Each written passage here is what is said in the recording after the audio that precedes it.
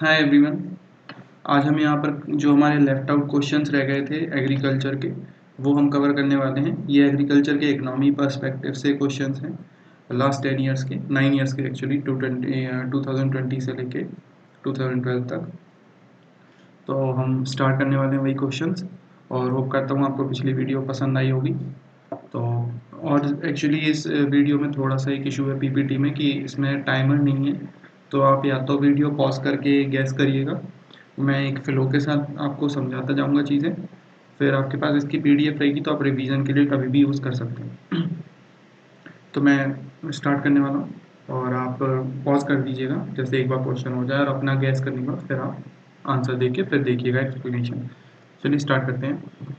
तो question number 1 है इसका, कंसिडर द फॉलोइंग स्टेटमेंट। 2020 में पूछा गया क्वेश्चन है। स्टेटमेंट नंबर 1 है, in terms of short term credit delivery to the agriculture sector, district central cooperative banks deliver more credit in comparison to scheduled commercial banks and regional rural banks.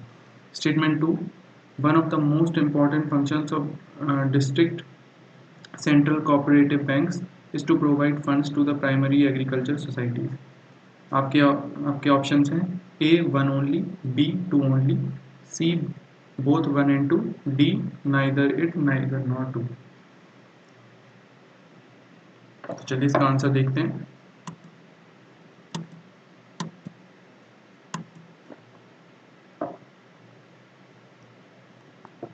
इसका answer है 2 only.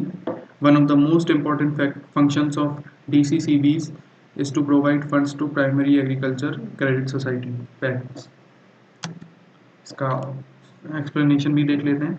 DCCB scheduled commercial bank command larger quantities of deposit. Scheduled commercial banks obvious है कि वो बहुत ज़्यादा बड़े level पे vastly फैले हुए हैं, तो वो ज़्यादा क्रेडिट प्रोवाइड करेंगे ओवरऑल पूरे इंडिया में, और क्योंकि इनकी बैंक ब्रांचेस ज़्यादा होती हैं, और 18% ऑफ देयर, क्योंकि प्रायोरिटी सेक्टर लैंडिंग के कारण 18% of the loan agriculture sector में देने पड़ते हैं, इस वजह से भी उनका लैंडिंग रेट ज़्यादा है डीसीसीबीज के मुकाबले।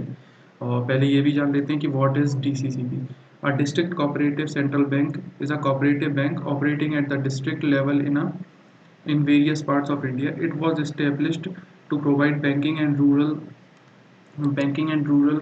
hinterland for agriculture sector with branches primarily established in rural and semi-urban areas. और पहले हम ये भी देख लेते हैं कि ये कोऑपरेटिव बैंक और शेड्यूल कमर्शियल बैंक्स में क्या डिफरेंस होता है। तो कोऑपरेटिव बैंक जो होते हैं वो कुछ मेंबर्स के एक साथ आने के बाद बनाए जाते हैं, जिनके पास जो फंड्स होते हैं फिर वो इन बैंक्स को डिपॉजिट करके ये लैंडिंग रेट अपने मेंबर्स को ही प्रोवाइड करते हैं मोस्टली। इनका प्रॉफिट मोटिव नहीं होता है, इनका मोटिव होता है मेनली अपनी जो मेंबर्स हैं उनको इकोनॉमिकली हेल्प करना। और जो शेड्यूल कमर्शियल बैंक्स होते हैं इनका प्रॉफिट मोटिव होता है, ये मेनली बड़ी एंटिटीज़ के द्वारा होल्ड किए जाते हैं, जैसे प्राइवेट या गवर्नमेंट एंटिटीज़ बोथ। और ये बैंकिंग रेगुलेशन एक्ट के अंडर आते हैं, और ये कोऑपरेटिव सोसाइटीज़ एक्ट के अंदर आते हैं कोऑपरेटिव बैंक्स। तो ये दोनों में मेन डिफरेंस था। तो जो डीसीसीबीज है वो कोऑपरेटिव सेंट्रल बैंक्स में है, और शेड्यूल कमर्शियल बैंक एक बहुत बड़ी एंटिटी हो जाती है, इसलिए इनका लैंडिंग रेट ज़्यादा होता है। चलिए नेक्स्ट क्वेश्चन देखते हैं।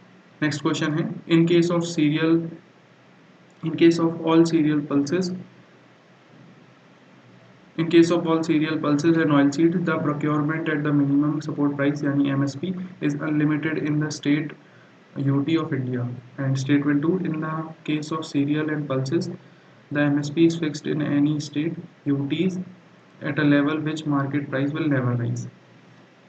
आपके ऑप्शंस हैं A 1 only, B 2 only, C both 1 and 2, D neither 1 neither 2। देखते हैं इसका आंसर। इसका आंसर है neither nor, दोनों ही गलत हैं स्टेटमेंट। तो पहले एक बार एनालाइज कर लेते हैं। जैसे इसमें फर्स्ट स्टेटमेंट में पूछा गया है, in case of all serial and pulses oil seeds the procurement MSP is unlimited. ये अनलिमिटेड नहीं है पहली बात तो, और सबसे बड़ी बात है कि पूरे पल्सेस को भी कवर नहीं किया जाता है एमएसपी के अंदर। तो फर्स्ट ऑफ ऑल ये फर्स्ट स्टेटमेंट तो आपका वहीं पर गलत हो गया। In the case of cereal and pulses the MSP is fixed in any state and UT level which at market price will never rise, ये भी स्टेटमेंट गलत है।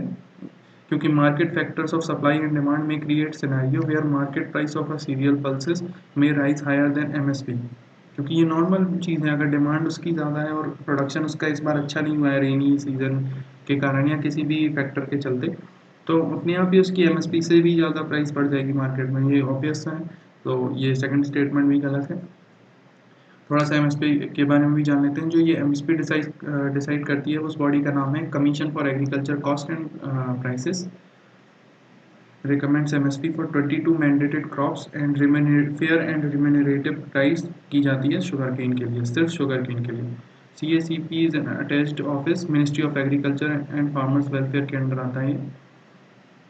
बाकी आप इसके बारे में देख सकते हैं, आपके पास इसकी PDF रहने वाली है। चलिए हम नेक्स्ट क्वेश्चन की तरफ बढ़ते हैं। नेक्स्ट क्वेश्चन है, in India which of the following can be considered as public investment in agriculture. 2020 में पूछा हुआ क्वेश्चन है। स्टेटमेंट 1, एक बार फिर से क्वेश्चन आप समझ लीजिएगा। In which of the following can be considered public investment, यानी कि गवर्नमेंट या सेमी गवर्नमेंट एंटिटीज़ के द्वारा इन्वेस्ट किया जाने वाला, इनमें से कौन सी चीज़ें ऐसी हैं जो उनके द्वारा पब्लिक इन्वेस्टमेंट में काउंट की जाएगी एग्रीकल्चर सेक्टर में। स्टेटमेंट 1 है, fixing minimum support price for agriculture produce of all crops. Second, computerisation of primary agriculture credit societies. 3, social capital development. 4, free electricity supply of farmers. 5, waiver of agricultural loans by banking system. 6, setting up of cold storage facilities by the government. आपके options हैं A 1, 2 and 5 only, B 1, 3, 4 and 5 only, C 2, 3 and 6 only, D 1, 2, 3, 4, 5 and 6। चलिए इसका answer भी देख लेते हैं। इसका answer है 2, 3 and 6 ओनली, यानी computerisation of primary agriculture credit societies. अब इसमें आप यहाँ पर फर्स्ट स्टेटमेंट में वहीं गलत कर सकते थे, क्योंकि इसमें ये लिखा है कि minimum support price for all agriculture produce, यहीं पर गलत हो गया। तो फर्स्ट स्टेटमेंट गलत करने के बाद सीधे हम एलिमिनेशन से सी ऑप्शन पे आ जाते। दूसरा यानी third, social capital development. 6, setting up of cold storage facilities for by the government. Investment is a term associated with the capital part of the budget. So subsidy, a revenue part, is not an example of public investment. Subsidy एक revenue part में आती है। ये economic survey के द्वारा बताया गया है 2019-20 वाले पेज नंबर 84 में। Free electricity to farmers involves the government paying subsidy to the electricity, तो ये भी हट जाता है। Therefore 4 is also wrong. Setting up of cold storage facilities can help in preservation of perishable agriculture commodities, यानी 6 सही है, तो आंसर इसका सी है। नेक्स्ट क्वेश्चन की तरफ बढ़ते हैं। नेक्स्ट क्वेश्चन है, with reference to pulse production in India consider the following sentences. Statement 1, black gram या urad can be cultivated as both kharif and rabi crop. Statement 2, green gram यानी moong alone accounts for nearly half of pulse production.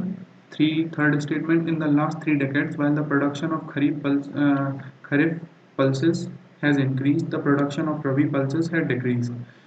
Which of the following statement is correct? A 1 only, B 2 and 3 only, C 2 only, D 1, 2 and 3। चलिए इसका answer देखते हैं। इसका answer है 1 only. Black gram और urad can be cultivated both as kharif and rabi crop. थोड़ा सा explanation भी देख लेते हैं। India produces a variety of pulses, India में बहुत तमाम तरीके की पल्सेस का प्रोडक्शन होता है। तो ये अकेला कहना कि ग्रीन ग्राम यानी मूंग 50% से ज़्यादा प्रोडक्शन में हेल्प करती है, तो ये गलत होगा, क्योंकि इसमें बहुत तरीके की पल्सेस हमारे यहाँ पे होती हैं। और PIQ का production data 2016, 17 and 18, chana tur production seem to be higher than green gram, यानी मूंग से ज़्यादा चना और तूर यानी अरहर की दाल का भी प्रोडक्शन ज़्यादा है, तो ये सेकंड स्टेटमेंट गलत हो गया। तो same data can we see also that there is no clear cut increase decrease and subscribe statement, यानी ये डिक्रीज और इंक्रीज का कुछ ऐसा स्टेटमेंट है भी नहीं, तो इसलिए सिर्फ वन स्टेटमेंट ही सही है। तो ये अलग अलग टाइम पीरियड और क्रॉप्स है, रबी खरीफ एंड ज़ैद। ये मैंने टेक्स्ट बुक की वेबसाइट से निकाली थी इमेज, काफ़ी अच्छी इमेज है, आपको काफ़ी इसमें हेल्प मिलेगी। स्टेट्स भी लिखे हुए हैं कि कौन से सीजन में कौन सी स्टेट्स प्रोडक्शन करती हैं इन चीज़ों का, तो काफ़ी आपकी हेल्प रहेगी। चलिए नेक्स्ट क्वेश्चन की तरफ बढ़ते हैं। With reference to the chemical fertilizer in India, consider the following statement. First, at present, the retail price of chemical fertilizer is market driven, not administered by government. यानी fertiliser की जो price है वो market driven यानी supply demand पर prefer करती है, निर्भर करती है, गवर्नमेंट उसके प्राइस को डिसाइड नहीं करती. ये इसका फर्स्ट स्टेटमेंट बोल रहा है. Ammonia which is an input of urea is produced from natural gas. Third statement, sulphur which is raw material for phosphoric acid fertiliser is a by product of oil refineries. आपके option हैं A 1 only, B 2 and 3 only, C 2 only, D 1 2 and 3. चलिए आपका timer तो sorry लगा नहीं है. मैं answer बता दूंगा, आप पॉज करके एक बार गैस करिएगा. आंसर है 2 and 3. Ammonia which is an input of urea is produced from natural gas. Sulphur which is raw material for phosphoric and acid fertilisers is a by product of oil refineries. और first statement क्यों गलत है ये आप अंदाजे से ऐसे बता सकते थे कि हमने देखा होगा कि हमें फर्टिलाइज़र बाहर से इंपोर्ट करना पड़ता है. जैसे कि रशिया यूक्रेन वॉर में, इस कन्फ्लिक्ट के अंदर हमने काफ़ी सारा फर्टिलाइज़र चीप प्राइसेस पे भी ऑयल के साथ परचेज़ किया है, क्योंकि रशिया को अभी इकोनॉमिक रिसोर्सेज की बहुत ज़्यादा ज़रूरत है. इस वजह से उन्होंने चीप प्राइसेस पे सेल आउट किए हैं. तो फर्टिलाइज़र जब हम बाहर से ख़रीद के इंपोर्ट कर रहे हैं तो उन्हें हम सब्सिडाइज रेट पे देते हैं फार्मर्स को, वरना फार्मर्स खरीद ही नहीं सकते, अफोर्ड ही नहीं कर पाएंगे फर्टिलाइज़र्स को. इसलिए आपको इससे अंदाज़ा लगाना चाहिए था कि गवर्नमेंट अगर सब्सिडी रेट दे रही है तो गवर्नमेंट ही प्रोक्योर करती होगी, मार्केट ड्रिवन नहीं होती है. मार्केट ड्रिवन जब होती है जब सप्लाई डिमांड कम करता है, इसमें गवर्नमेंट का कोई रोल नहीं होता. फॉर एग्जाम्पल सम एग्जाम्पल देख लेते हैं फर्टिलाइजर्स के. Urea, slurry, NPK, nitrogen, phosphorus and potassium. और गवर्नमेंट राज्यसभा में गवर्नमेंट ने 2019 में बोला था कि marketing linking of urea prices is concern, MRP of urea statutorily fixed by government. ये स्पेसिफिक एक स्टेटमेंट था. बाकी आप एक्सप्लेनेशन देख सकते हैं. चलिए नेक्स्ट क्वेश्चन की तरफ बढ़ते हैं. नेक्स्ट क्वेश्चन है the economic cost of food grains and the economic cost of food grains to the Food Corporation of India is minimum support price and bonus paid for the farmers plus A.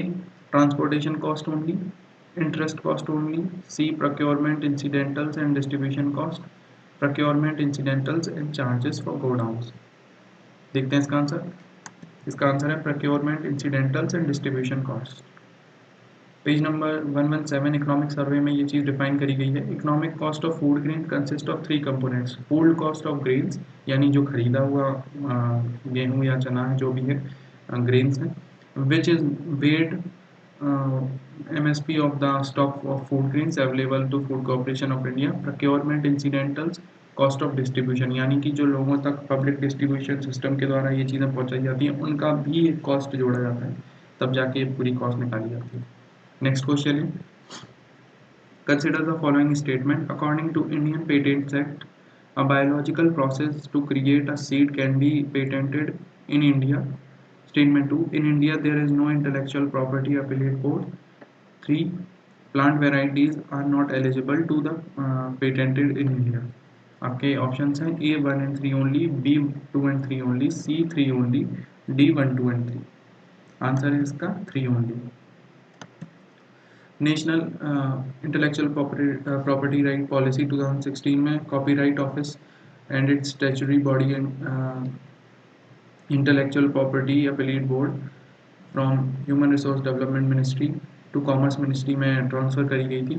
India's patent act, invention not patentable, bullet, plants, animals in whole or part thereof including seeds varieties, ये सब नहीं करी जा सकती हैं patent. Seed varieties भी even, जैसे अभी DMH 11 धारा मस्टर्ड की भी आई है, तो इसे भी पेटेंट करा के आप अपने ऊपर कॉपीराइट्स नहीं ले सकते. नेक्स्ट क्वेश्चन है, which one of the following group of plant domesticated in the new world and introduced in the old world. Old world, new world आप समझ पा रहे होंगे. तो ये उन कंट्रीज़ के बारे में बता रहा है जो कंट्रीज़ पहले डेवलप हो गई हैं न्यू वर्ल्ड, जैसे वेस्टर्न कंट्रीज़, और ओल्ड वर्ल्ड यानी कि हमारी कंट्रीज़ जो थर्ड वर्ल्ड नेशंस में आती हैं. तो ऑप्शन हैं आपके tobacco, cocoa and rubber, option B है tobacco, cotton and rubber. Option C है cotton, coffee and sugarcane. D है रबर, कॉफ़ी एंड व्हीट। ये आप कॉमन सेंस से भी बता सकते हैं, आप हिस्ट्री या किसी चीज़ से अगर आराम से फैमिलियर है तो। नेक्स्ट इसका आंसर देखते हैं। इसका आंसर है टोबैको, कोको एंड रबर। आप जानते हैं कि टोबैको हमारे यहाँ पे कौन लेके आए थे? पोर्टुगीज़ लेके आए थे। और कोको भी हमारे यहाँ अरब मर्चेंट्स के थ्रू आया है, तो आप आराम से इसे लगा सकते थे सही। चलिए एक्सप्लेनेशन भी देख लेते हैं। Encyclopedia Britannica in the 15th-16th century during the Columbian exchange, numerous plants, animals and microbes from old world Europe, Asia, Africa were introduced to the New World America and vice versa. From the image given in the link, it's evident that cocoa and tobacco were introduced from New World to the Old World, so only A fits.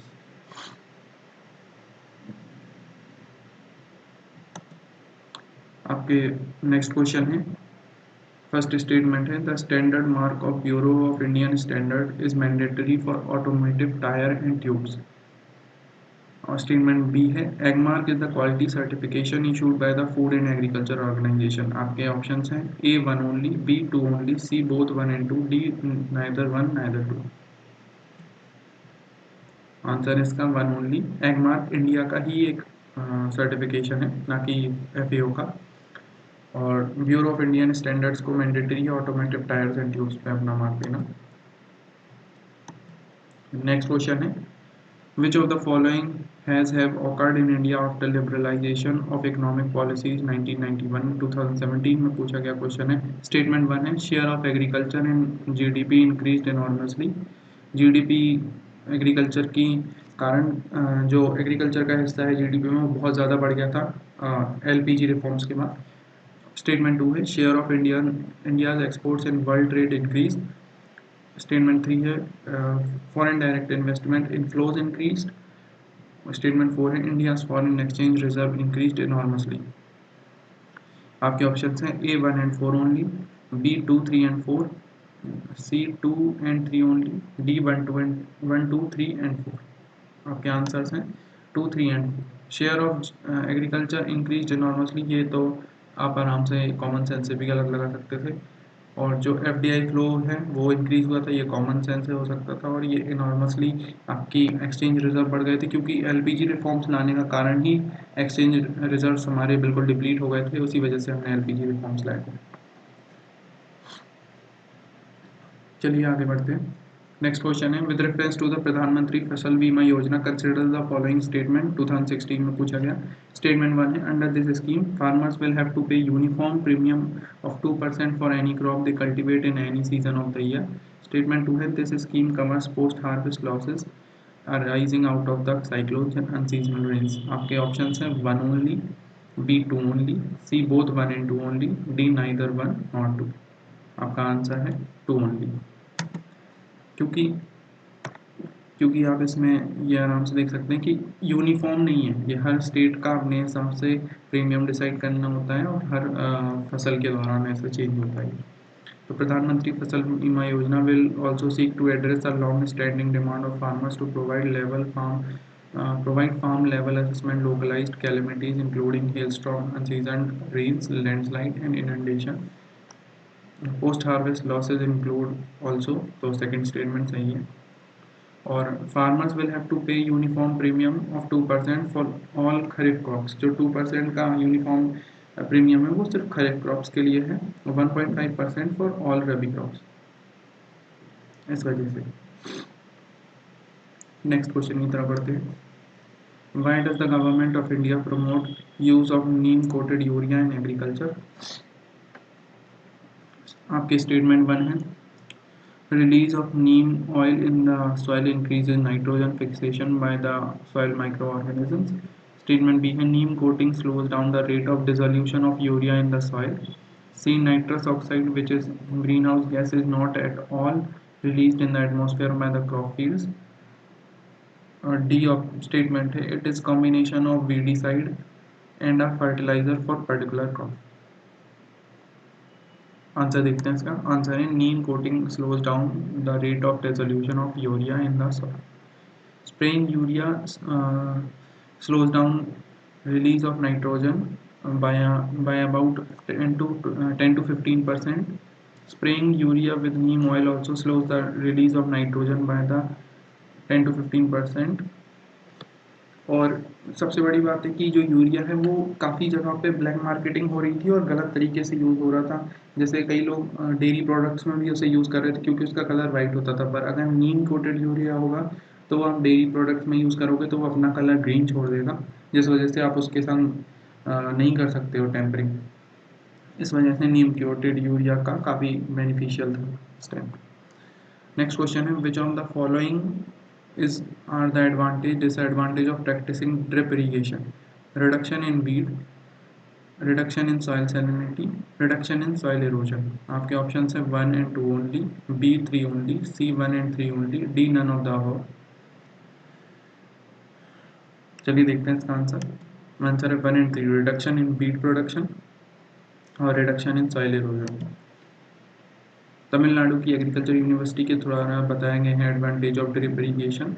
Water saving and higher yield, high quality and increased fruit size, suitable for all type of soil, easy method of fertigation and chemication, saving in labor, reduces weed formation and soil erosion. Disadvantages हैं high initial investment, clogging of emitters, possible damage of system component due to animal, क्योंकि animals उस पर आके उन pipes को तोड़ भी सकते हैं रात में, क्योंकि आप 24 घंटे खेत पर रह नहीं सकते इसलिए। नेक्स्ट क्वेश्चन है, in the context of the food and nutritional security of India, enhancing the seed replacement rates of various crops helps in achieving the food production targets of the future. But what are the constraints in its wider greater implementation? Statement 1 है, there is no national seed policy in place. Statement 2 है, there is no participation of private sector seed companies in the supply of quality seeds and vegetable and planting material of horticulture crop. There is demand and supply gap regarding quality seeds in case of value of high volume of crops. आपके option हैं A 1 and 2 only, B 3 only, C 2 and 3 only. देखते हैं इसका answer है 3 ओनली। ये there is a demand supply gap जो seeds के बेचने और ख़रीदे में है, और इसके दोनों ये ऑप्शंस गलत हैं क्योंकि हमारी खुद की एक नेशनल सीड पॉलिसी है 2002 में बनाई गई थी, तो ये फर्स्ट स्टेटमेंट वहीं गलत हो जाता है। और प्राइवेट सेक्टर बनाते हैं सीड्स, पर उनके सीड्स थोड़े हाई प्राइस पे होते हैं, इस वजह से उनके वॉल्यूम उनका कम होता है, इस वजह से उनकी प्राइसेस भी हाई रहते हैं, तो इसलिए ये डिमांड सप्लाई गैप बना रहता है। इस वजह से थर्ड स्टेटमेंट सही है और सेकंड स्टेटमेंट भी गलत है, क्योंकि उसमें सेकंड स्टेटमेंट पूछा गया था कि प्राइवेट सेक्टर का कोई पार्टिसिपेशन नहीं है सीड कंपनीज बनाने। नेक्स्ट क्वेश्चन है, government of India encourages the cultivation of sea buckthorn. What is the importance of this plant? ये सी बकथॉर्न एक प्लांट है, तो इसका क्या इंपॉर्टेंस है, क्योंकि इसे इनकरेज करती है हमारी गवर्नमेंट। तो स्टेटमेंट 1 है, it helps in controlling soil erosion and in preventing desertification. Second, it is a rich source of biodiesel. Third, it has nutritional value and is well adopted to live in cold areas of high altitude. Fourth, its timber of great commercial value. Options हैं 1 only, B 2 3 and 4 only, C 1 and 3 only, D 1 2 3 and 4। Answer है 1 and 3। It helps in controlling soil erosion and preventing desertification. It has a nutritional value, is well adapted to live in cold areas of high altitude. Sea buckthorn ये है, आप इसकी image दे सकते हैं, बिल्कुल ऐसा लग रहा है जैसे ग्रेप्स हो। Sea buckthorn is a medicinal plant which has a health promoting properties. It can play a crucial role in preventing soil erosion and nitrogen fix cold and desert areas. Sea buckthorn is a soil binding plant which prevents soil erosion, checks siltation in rivers and helps preserve floral diversity. In the Lahul Valley अब कहाँ पर है, आप ये comments में मुझे बताएंगे। Where the willow trees are dying in large numbers due to pest attack, this is hardy shrub is good alternative for protecting local ecology. चलिए फ्रेंड्स, आपके ये क्वेश्चंस तो इतने ही थे एग्रीकल्चर इकोनॉमी के पर्सपेक्टिव से लास्ट 9 ईयर्स में। तो दोनों पार्ट्स आपके पास आ चुके हैं। इसकी PDF आपको चैनल पे मिल जाएगी, तो वहाँ से आप डाउनलोड कर लीजिएगा और मेरी एक हेल्प करिए आप कि मुझे सजेस्ट करिए कि नेक्स्ट मैं किस टॉपिक पे PYQs लेके आऊँ, और कुछ आपको पसंद नहीं आ रहा है तो अपना फीडबैक दीजिए, और पसंद आए तो लाइक करिए, शेयर करिए, और ना आए तो डिसलाइक करिए, और एक फीडबैक ज़रूर दे के जाइए थोड़ा सा टाइम निकाल के अपना। मिलता हूँ मैं आपसे नेक्स्ट वीडियो में, तब तक अपना ख्याल रखिए, पढ़ाई करते रहिए, और जितना हो सकेगा मैं आपकी हेल्प करने की कोशिश करूँगा। मिलते हैं आपसे नेक्स्ट वीडियो में, तब तक के लिए बाय बाय, जय हिंद।